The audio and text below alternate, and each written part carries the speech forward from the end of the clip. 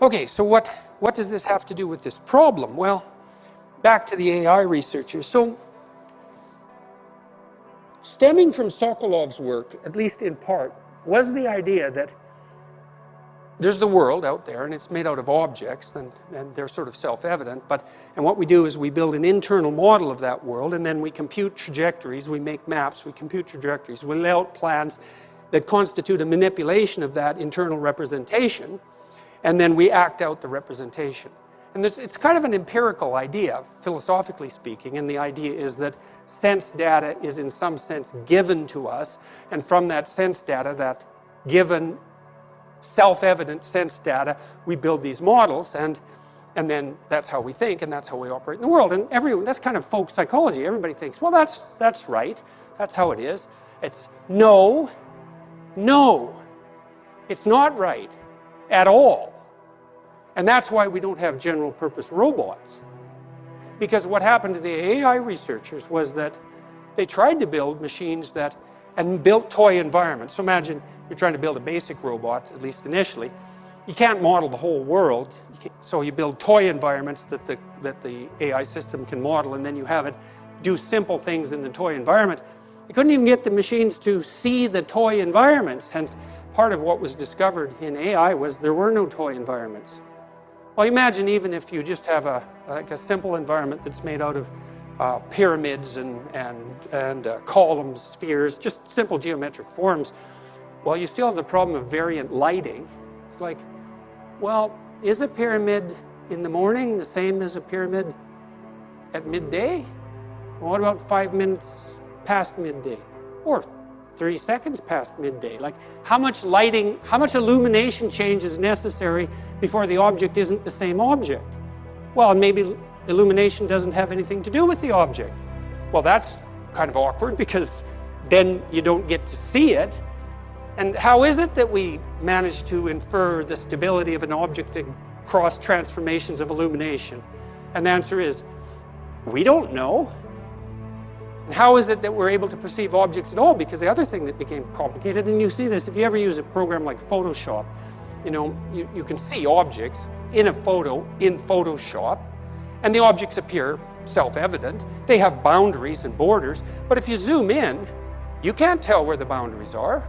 They fade into all the other images that are behind or ahead or wherever they happen to be displayed. And then, well, the image is quite different if it's black and white, and then you can highlight the colors and expand them. And so there's an endless number of things you can do with the single image of anything.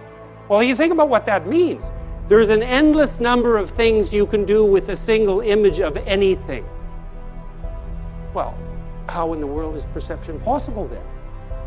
And the answer is, we didn't know. Well, at the same time, approximately the same time, the same problem emerged in literary criticism.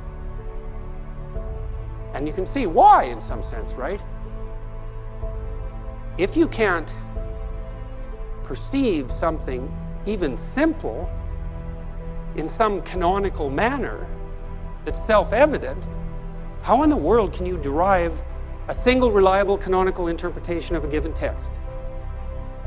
And then you could multiply that problem. You say, well, it's bad enough for a single text, or maybe a single paragraph, or even a sentence, because sentences are amenable to multiple interpretations, and complex sentences in the beginning are susceptible to an endless number of interpretations.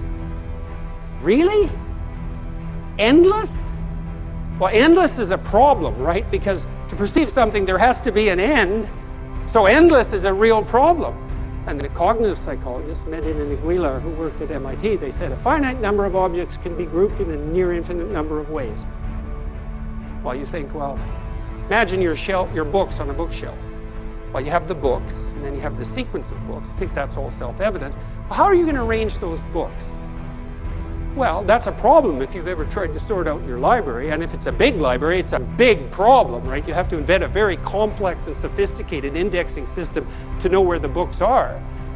Well, the books on your shelf, you think, well, come on, really, there's not a near infinite number of ways to arrange them. What are you talking about? And that's only the axiomatic self, that's the axiomatic structure of your a priori perceptions manifesting itself as self-evident fact to your ignorant mind. Because that claim is actually wrong. So you might say, well, color, thickness, density, age. How about thickness of paper? How about the thickness of the spot exactly half an inch below the 35th page in the 3rd chapter? And you think, well, that's a stupid way of organizing your books. And I would say, well, how do you know it's stupid? Exactly. Not sort of. Right? Because you can't just claim self-evidence in this situation, because the self-evidence of the stupidity of that categorical structure is actually the mystery. And it's the mystery that, say, postmodernists encountered when they were trying to specify the canonical meaning of a text. Just a single text, a single paragraph, a single sentence. There's a multiplicity of potential interpretations. Even worse, there's a multiplicity of potentially valid interpretations. And so how do you do anything but throw up your hands and say, well, there is no solution to that problem. Or at least, and this would be better, we have no idea how we solve this problem. And what would even be better would be, we have no idea how we solved it in the past. And say that's particularly germane when you think not even necessarily so much about the interpretation of a given text, let's say the Bible, to take a complex problem, but the canon of texts itself. Now, the canon of texts, the fact that there's a canon of texts, roughly speaking, we have agreed in the past to some degree on the boundaries of that category, although there's plenty of cognitive activity around the edges trying to decide what would fit in and what wouldn't, which is exactly what happened, for example, when people were trying to aggregate the biblical corpus across time, because the Bible is, of course, a library of books. What's in and what's out? Why is it in? Why is it out? Well, the answer to how we answer that is we don't know how we answer that. And there's this process of deliberation, let's say, that is part and parcel of the process that gives rise to the aggregation of a library of texts into a corpus. But we don't really understand the mechanism. We don't understand the mechanism at all. And that's actually all fine, except that we don't have general purpose robots yet, although they probably are more or less around the corner in about 5 years, partly because the AI researchers solved this problem, and part of the way they solved it was by embodying cognition, incarnating artificial intelligence in an embodied structure. And the first people to really propose that that was absolutely necessary, I don't necessarily know the first people, but I know that an MIT researcher named Rodney Brooks, who, by the way, invented the Roomba. Some of you may have a Roomba. And it's kind of a laughable little object, but not really, because it can sort of move around your house without falling down the stairs. And your 2-year-old can't do that, so the Roomba isn't nothing, right? And Brooks was one of the first people who really recognized that to solve the problem of perception, we would have to duplicate the process of evolution in hardware.